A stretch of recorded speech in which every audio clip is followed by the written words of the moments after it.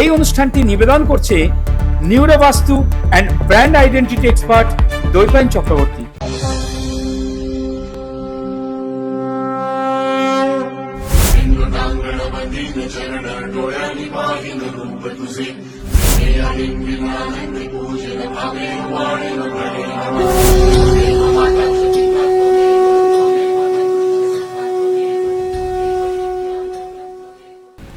আজকে আমরা শ্রীমদ্ ভগবদ গীতার সপ্তম অধ্যায় অর্থাৎ জ্ঞান বিজ্ঞান যোগ এটা নিয়ে আমরা আলোচনা করব।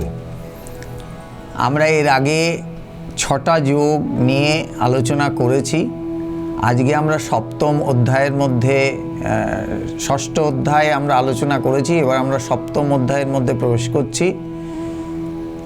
আগেই আমি বলেছি যে সমগ্র গীতায় 18টা অধ্যায় আছে, তার মধ্যে যদি আমরা 6টা করে অধ্যায় ধরি তাহলে প্রথম 6টা অধ্যায়ে নিজের সম্পর্কে বলা হয়। মানে যেমন আমরা বলি না তত্তম ওষি, তত্তম ওষি, এই তম তৎ আর ওষি একটা হচ্ছে কি যে তোমার সম্পর্কে বলা, তুমি কে, স্বরূপত তুমি কে, এই সম্পর্কে বলা। এই 6টা অধ্যায়, প্রথম 6টা অধ্যায়ে এটার উপরে জোর দেওয়া হয়েছে।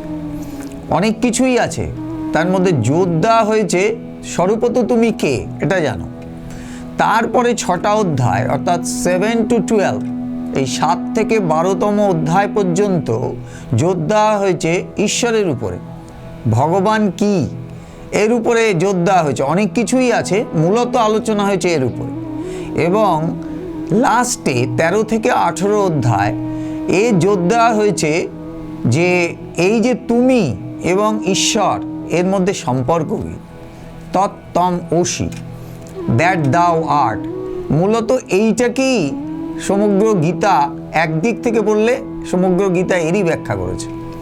তো আমরা যে সপ্তম অধ্যায়ের মধ্যে প্রবেশ করছি, এই সপ্তম অধ্যায় নাম কি? জ্ঞান বিজ্ঞান যোগ। জ্ঞান বিজ্ঞান যোগ মানে কি? একটা হচ্ছে জ্ঞান, নলেজ, আর বিজ্ঞান কি? স্পেশাল নলেজ, বিশেষ জ্ঞান।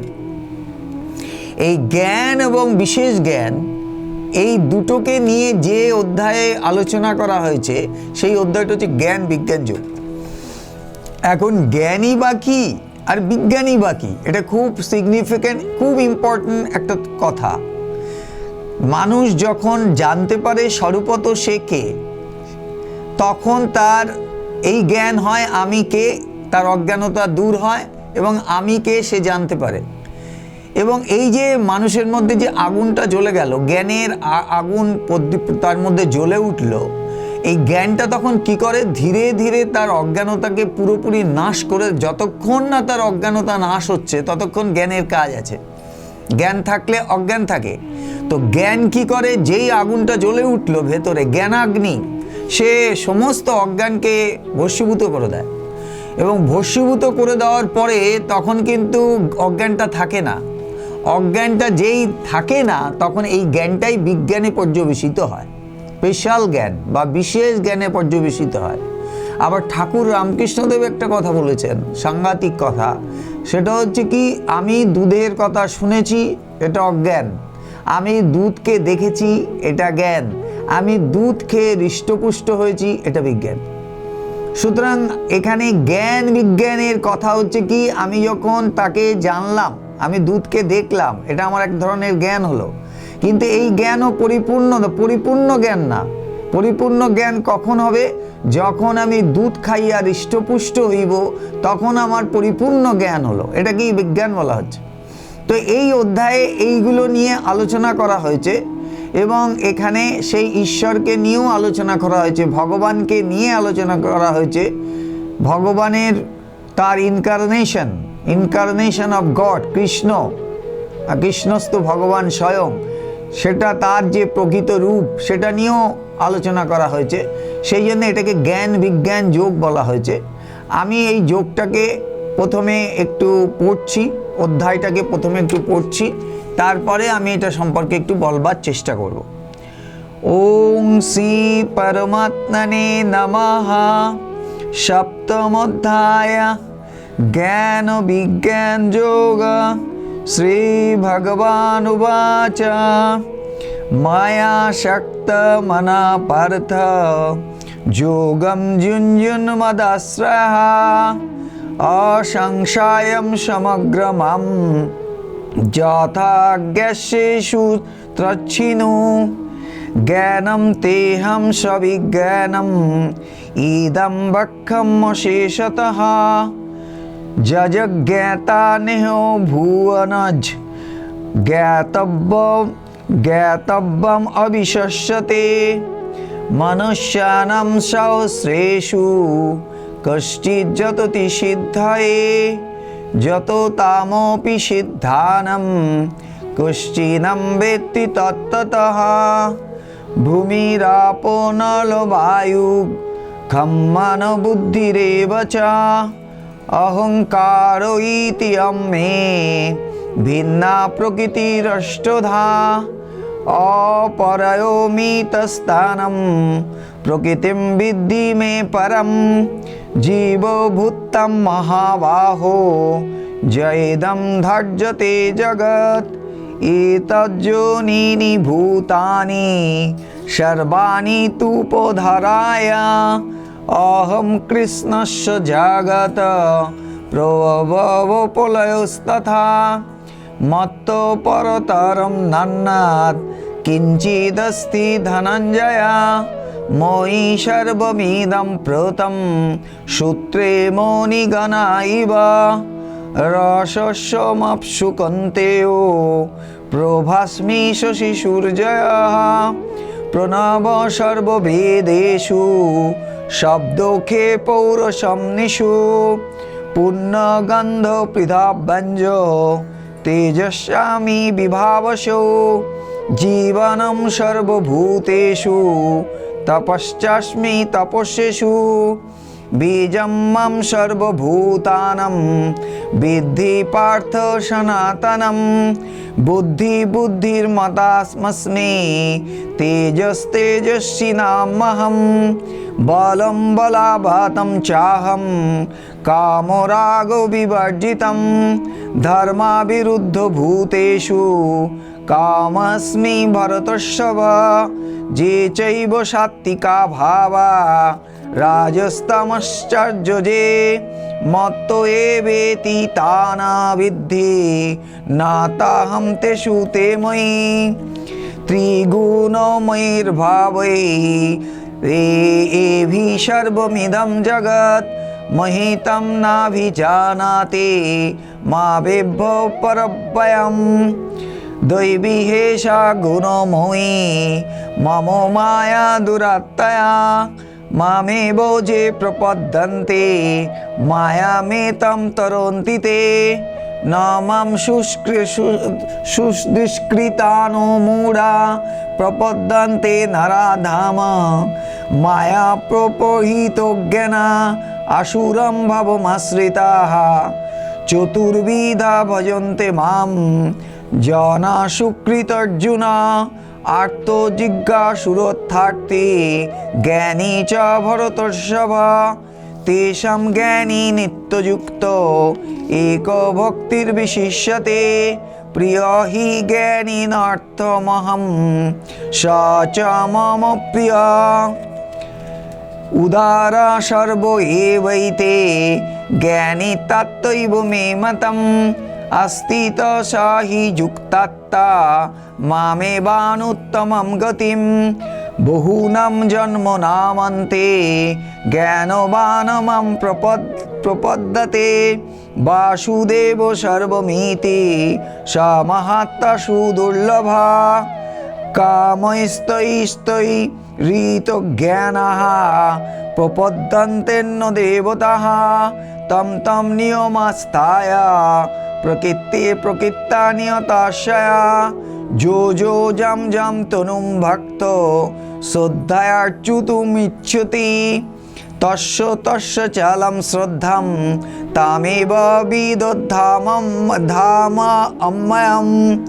সতয়া শ্রদ্ধায়া যুক্তস্তস্য রাধীনি মোহতে লভতে চ তত কামনমৈব বিহিতান হিতান অন্তবন্তু ফলম তেষাম তদ্বত্তল্পবেদশম দেবানো দেব যজো জান্তে মদ্ভক্তা জান্তি মামপি অভক্তম ব্যক্তিমাপন্নম মন্নন্তে মাম বুদ্ধয়া পরম ভাবম জানন্ত মমব্যয়মনুত্তমম নাহম প্রকাশ সর্বস্ব যোগো মায়া সমাবৃতঃ মোরাহম নাভিজানাতে লোকো মাজমব্যয়ম ইচ্ছাদেশ সমুত্থান দ্বন্দ্ব মোহেন ভারত সর্বভূতানি সম্মোহম স্বর্গে যান্তি পরন্তপ তেষাং তন্তগতম পাপম জনানাম পুণ্যকর্মণম তে দ্বন্দ্ব মোহা নির্মুক্তা ভজন্তে মাম দৃঢ়ব্রতাঃ জরা মরণ মোক্ষায় মামাশ্রিত্য যতন্তি তে তে ব্রহ্ম তদ্বিদু কৃষ্ণ আধ্যাত্মং কর্ম চাখিলম সাদিভূতাদিদৈবম মাম সাদিযজ্ঞম চ যে বিদুঃ প্রয়াণকালেপি চ মাম তে বিদুর্যুক্ত চেতসঃ। এই হচ্ছে সপ্তম অধ্যায় আমরা পাঠ করলাম। এখন এর মধ্যে ভগবান শ্রীকৃষ্ণ কি বললেন? তিনি প্রথমেই বলছেন মায়াসক্ত মনা। মায়াসক্ত মনা হচ্ছে, এমনি আমরা জানি যে আসক্তি খারাপ জিনিস, আসক্তি শূন্য হওয়াটাই আধ্যাত্মিকতার একটা উদ্দেশ্য, আসক্তি শূন্য হওয়া। কিন্তু তিনি এখানে কি বলছেন? যে আমাতে আসক্ত, এটা আসক্তির মধ্যে পড়ে না।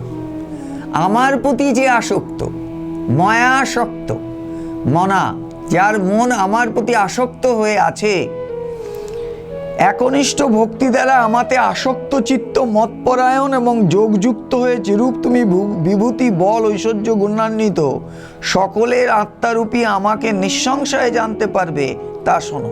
আমার প্রতি যে আসক্ত হয়ে আছে সে কিন্তু এই তত্ত্বটা জানতে পারবে, এবং তাকেই এই কথাটা বলছেন তিনি। আমি তোমাকে বিজ্ঞান সহ এই তত্ত্বজ্ঞান সম্পূর্ণরূপে বলছি, যা জানলে ইহলোকে আর কিছুই জানার বাকি থাকে না। এটা সাংঘাতিক কথা। যা জানলে সব জানা হয়। আমরা সব কিছু, এই পৃথিবীর সব কিছু ইন্ডিভিজুয়ালি জানার চেষ্টা করছি। ফলে কি হচ্ছে? আমাদের জ্ঞান কখনোই পরিপূর্ণতা লাভ করছে না। আমরা সমগ্র বিশ্বে যত মাটির পট আছে তাকে যদি আলাদা আলাদাভাবে জানতে যাই তাহলে জানার কোনো দিন শেষ হবে না। কিন্তু যদি আমরা সমস্ত মাটির পটের যে মাটিটাকে যদি আমরা ধরে নিতে পারি, মাটিটাকে যদি আমরা বুঝতে পারি, তাহলে কিন্তু আলাদা আলাদা করে প্রত্যেকটা পটকে জানার দরকার হয় না। সমস্ত মাটির পটকে একবারে জানা যায় যদি আমরা মাটিটাকে ধরে নিতে পারি। সেখানে শ্রীকৃষ্ণ কি বলছেন?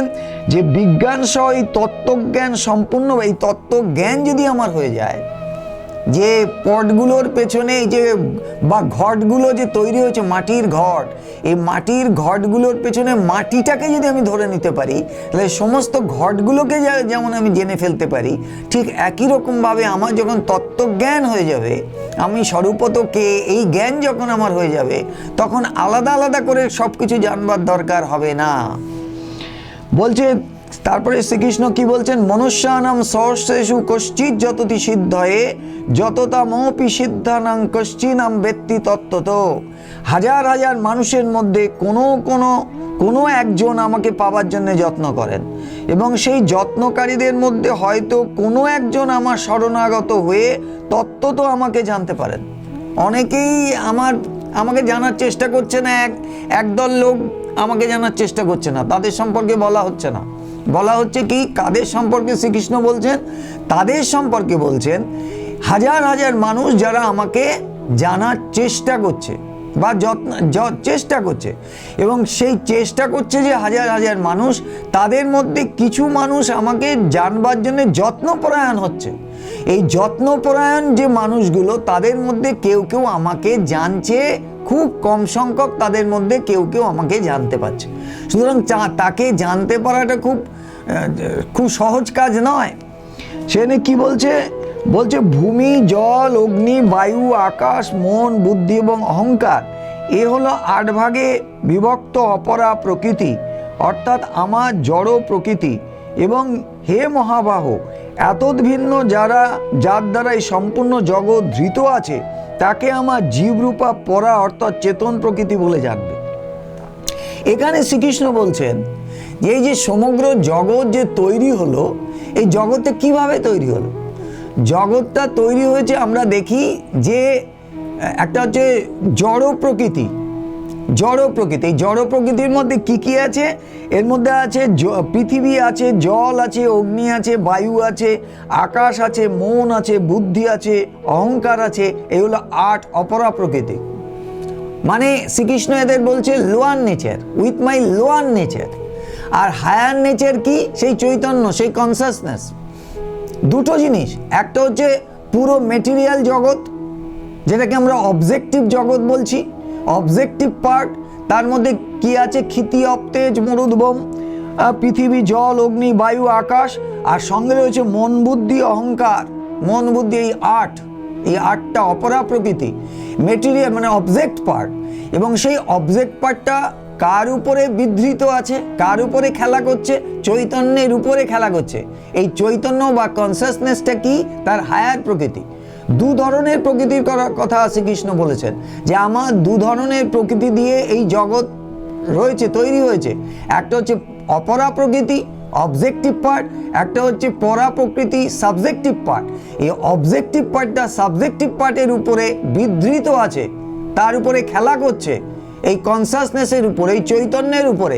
এটা আমার হায়ার প্রকৃতি, এটা হচ্ছে আমার হায়ার প্রকৃতি। এবং ভগবানের কনসেপশনটা বা সগুণ ব্রহ্মের কনসেপশনটা কীরকম? সগুণ ব্রহ্মের কনসেপশনটা হচ্ছে নিরাকার যে ব্রহ্ম, যে নিরাকার অপরিবর্তিত ব্রহ্ম সত্তা, সেটা যখন মায়ার সঙ্গে যুক্ত হয়, তখন তাকেই আমরা বলি সগুণ ব্রহ্ম। এবং তখনই তার পৃথিবী সৃষ্টির ব্যাপারগুলো আসে। তার থেকেই তৈরি হয় কি? তার থেকেই তৈরি হয় এই আকাশ, এই পৃথিবী, এই জল, এই অগ্নি, এই বায়ু, এইগুলো বায়ু, আকাশ, এগুলো তৈরি হয়।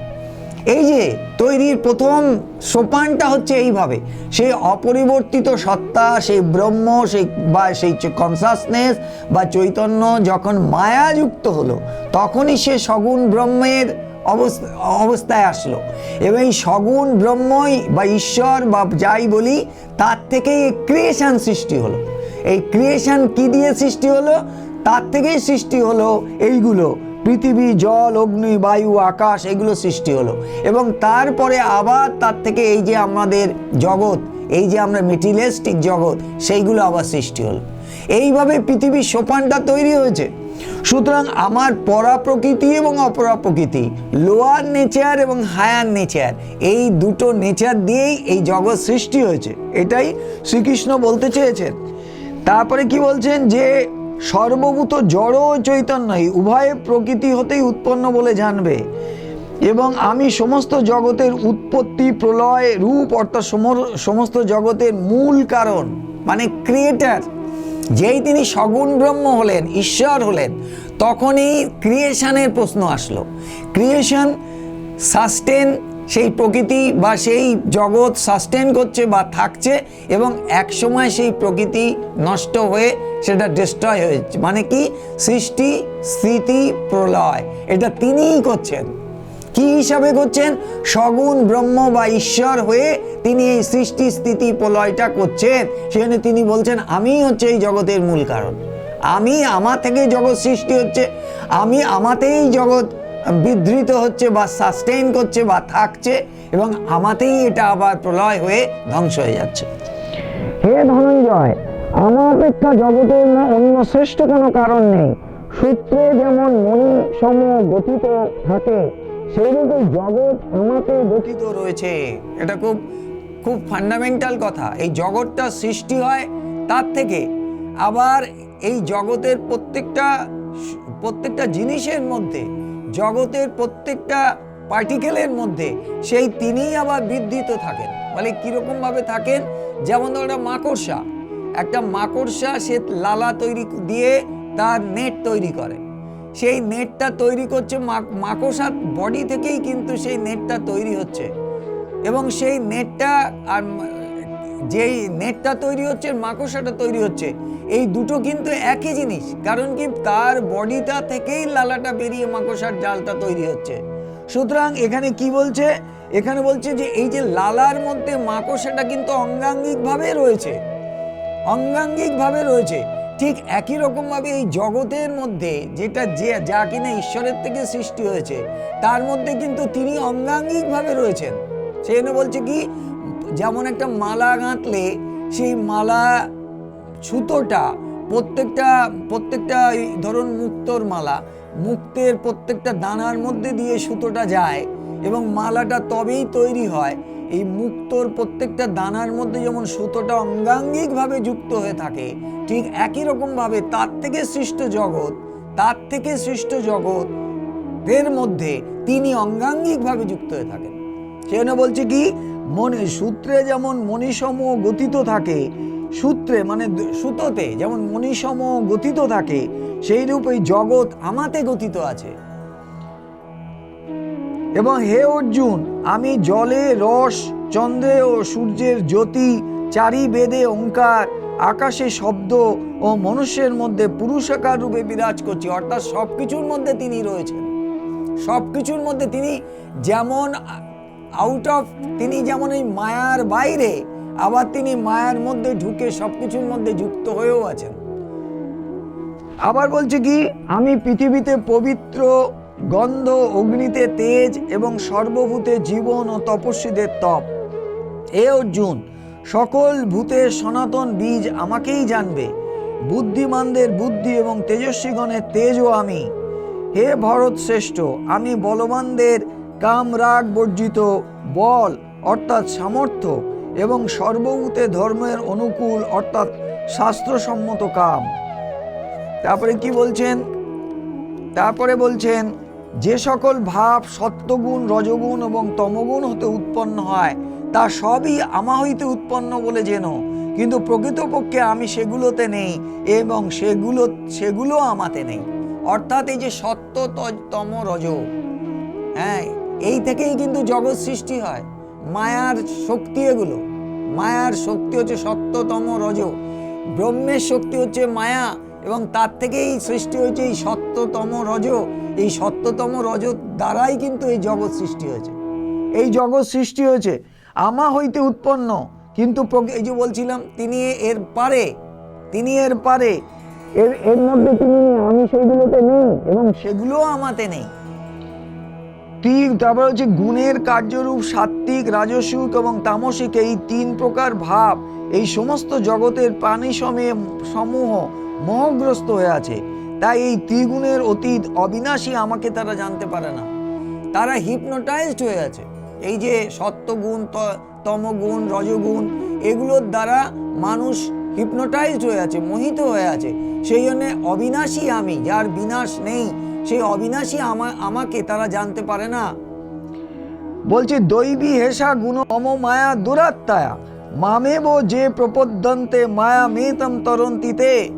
অর্থাৎ আমার যে মায়া, আমার মায়া মানে ঈশ্বরের যে মায়া, সেই মায়া সাংঘাতিক, মানে কঠিন অতিক্রম করা। মায়াকে অতিক্রম করা নেক্সট টু ইম্পসিবল, মানে এত কঠিন, আমার মায়া এত কঠিন, তাকে অতিক্রম করা এত কঠিন যে সে অতিক্রম করতে পারবে না। কিন্তু অতিক্রম করার পথ আছে। কি পথ?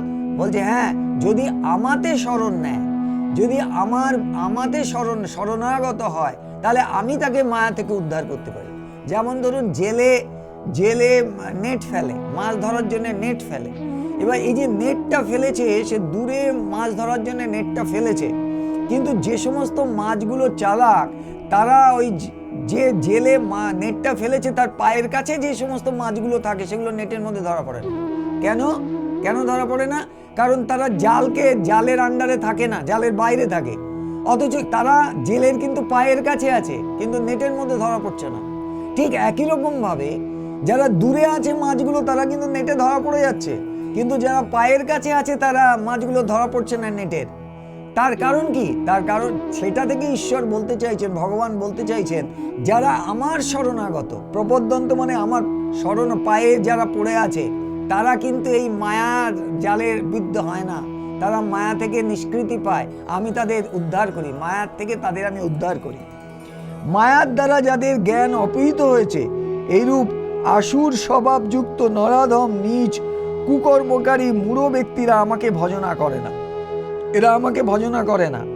তারা বলছে, হে ভরতকুল শ্রেষ্ঠ, আর্থার্থী, আর্ত, জিজ্ঞাসু এবং জ্ঞানী, এই চার প্রকার পুণ্যকর্মা ভক্তগণ আমাকে ভজনা করে। কে কৃষ্ণকে, কে কৃষ্ণের ভজনা করছে? কারা? এক হচ্ছে চার ধরনের মানুষ করে। এক হচ্ছে যারা খুব কষ্টের মধ্যে আছে, কষ্টের থেকে রিলিফ চায়, ডিস্ট্রেস, সাফারিংস এগুলোর মধ্যে আছে, তার থেকে সে নিষ্কৃতি চাইছে, তখন সে ডাকে। আর একটা হচ্ছে কি, যারা জগতের থেকে আরো অনেক বেশি কিছু চায়, আমাকে পুজো করছে কেন, ভজনা করছে কেন, ওয়ার্ল্ডলি জিনিস, জাগতিক জিনিস তারা চাইছে, সেই জন্য তারা কি করছে, তারা আমাকে ভজনা করে। আর এক ধরনের আছে যারা জিজ্ঞাসু, জিজ্ঞাসু মানে কি, তারা জানতে চাইছে, যারা স্পিরিচুয়াল সিকার, তারা জানতে চাইছে আমি কে, সর্বত আমি কে, আমাকে জানতে চাইছে, এরকম আছে। আর এক ধরনের আছে যারা অলরেডি এনলাইটেড, যারা জানতে পেরেছে, সেই সত্যকে জেনেছে, তারা এই চার ধরনের ভক্ত আমাকে ডাকে। এবার বলছে কি, ভজনা করেন। এই চার প্রকার ভক্তের মধ্যে আমাতে নিত্যযুক্ত এবং একনিষ্ঠ ভক্তি সম্পন্ন জ্ঞানী শ্রেষ্ঠ, কেননা জ্ঞানীর আমি অত্যন্ত প্রিয়, জ্ঞানীও আমার অতীব প্রিয়। এটা কেন বলছে? এই যে চার ধরনের মানুষ তাকে ডাকে, তার মধ্যে এনলাইটেন্ড যে ভক্ত, জ্ঞানী ভক্ত, তারাই শ্রেষ্ঠ আমার কাছে, তারা আমার প্রিয়। কেন বলছে? কারণ তারা সত্যটাকে জেনে গেছে, সত্যটা জেনে গেছে যে তিনিই সব। এই তিনিই সব জানবার ফলে তাদের যে ভক্তি, সেই ভক্তিটা চরম এবং পরম, এবং তার মধ্যে কোনো ভেজাল নেই। তারা জেনে গেছে যে তিনি, তাকে ছাড়া, তাকে পাওয়া ছাড়া, অন্য কোনো, তাকে ডাকা ছাড়া অন্য কাউকে ডেকে কোনো লাভ নেই। সুতরাং তাদের কাছে সত্যটা পরিষ্কার, সার বস্তুটা তারা জেনে গেছে।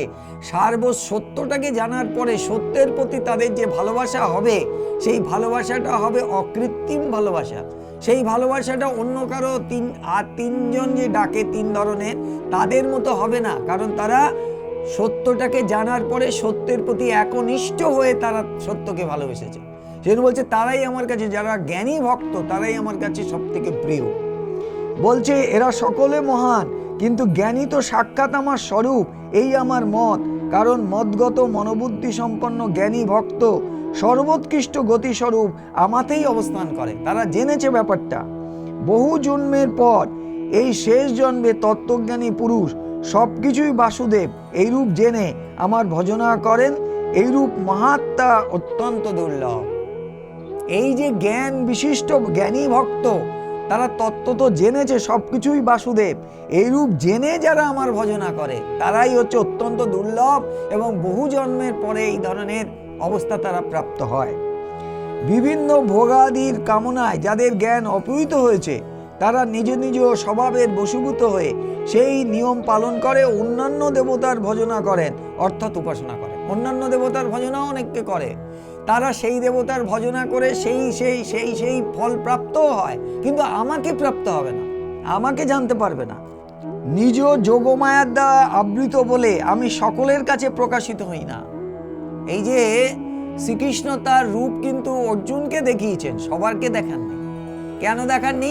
না, তিনি যোগ মায়া সমাবৃত অবস্থায় থাকেন, তিনি সবাইকে তার এই রূপ দেখান না। তাই এইসব মূঢ় ব্যক্তিগণ জন্মরহিত অবিনাশী পরমেশ্বর আমাকে জানতে পারে না, অর্থাৎ আমাকে জন্ম মরণশীল বলে মনে করে। ভগবান যিনি হন, তিনি কিন্তু জন্ম মরণশীল নয়। সেখানে বলা হয় যে ভগবানের আবির্ভাব হয়েছে এবং ভগবানের মহাপ্রয়াণ হয়েছে বা মহাসমাধি হয়েছে। বলা হয় না তিনি মারা গেছেন, বলা হয় না তিনি জন্মেছেন, বলা হয় আবির্ভূত হয়েছেন।